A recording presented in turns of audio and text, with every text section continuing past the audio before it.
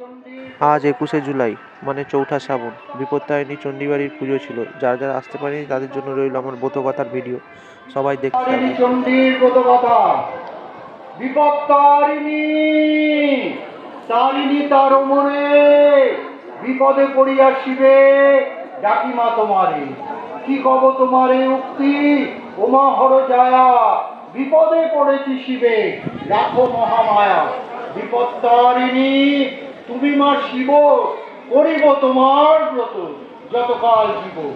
বিদর্ভ দেশের রানী হৈমবতী মহাশক্তির উদ্দেশ্যে আকুল প্রার্থনা করছিলেন। কেন না, তাই সে মুচিসের কাছে আবদার করেছিল যে সে গোমাংস কেমন তাই দেখবে। তারই কথা মতো তারই ঘরে নতুন পাত্রে নতুন কাপড় ঢাকা দিয়ে এক পাত্র গোমাংস মুচিসই রেখে দিয়েছিল। সে হাতে নাতে ধরা পড়েনি, কিন্তু রাজবাড়ির এক দাসী ঘর বুঝতে গিয়ে সেটা দেখে রাজাকে খবর দিয়েছিল রানীমার ঘরে গোমাংস। রাজামশাই সেই কথা শুনে আদেশ দিয়েছেন, যে কাজ করেছে তার গর্দান যাবে। তখন এক প্রহরীর কাছ থেকে রানীমা জানতে পেরে তখন সেই মহাশক্তির উদ্দেশ্যে স্মরণ করলেন। কেন না, তার মনে হলো দেবতারা মহাবিপদে পড়ে মহাশক্তির স্মরণ নিয়ে মহাবিপদ থেকে বারে বারে উদ্ধার পেয়েছেন।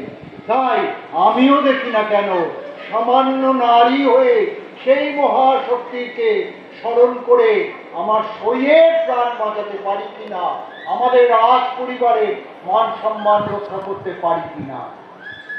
ভক্তের করুণ আবেদনে প্রার্থনায় ভক্তবৎসলা করুণাময়ী জননী থাকতে না পেরে দৈববাণী হয়ে বললেন, রানী বিপদ কালে যে আমাকে স্মরণ করে আমি তাকে বিপদ থেকে উদ্ধার করি।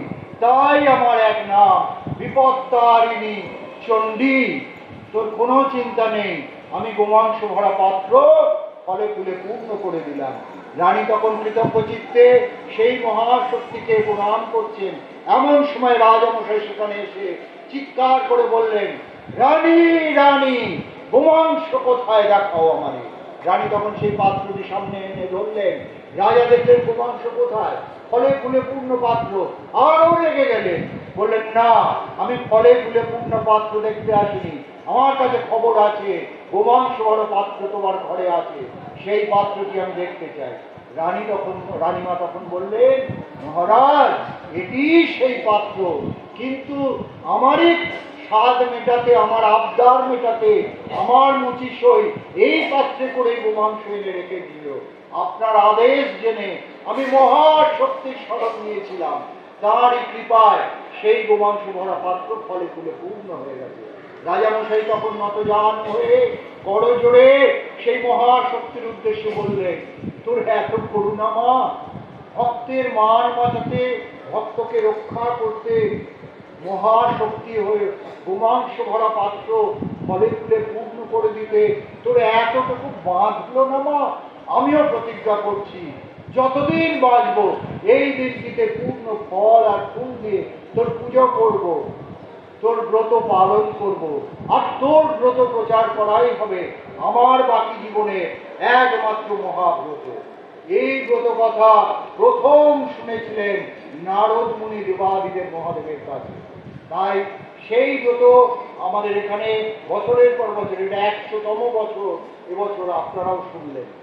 অঞ্জলি দিন মাকে, বলুন দুর্গা শিবা শান্তি করি ব্রহ্মাণী ব্রহ্মণ প্রিয়া সর্বলোক প্রণেত্রীঞ্চ প্রণমামি সদা শিবা মঙ্গলা শোভনা শুদ্ধা নিষ্কলং পরমঙ্কলং বিশ্বেশ্বরী বিশ্বমাতাং চণ্ডিকাং প্রণমামহং। মনোবিষ্ট পূর্ণ কল্পে, মনের শান্তি কল্পে, সংসারের শান্তি কল্পে, গ্রহ শান্তি কল্পে, জ্ঞান অর্জন কল্পে, শুদ্ধা ভক্তি কল্পে, কর্মে উন্নতি কল্পে, ব্যাধি মুক্তি কল্পে এইসব পুষ্পাঞ্জলি গৃহাণ শক্তি, আদ্যা শক্তি, জগৎ জননী মা বিপদ্দারিণী চণ্ডিকা ওই নমঃ।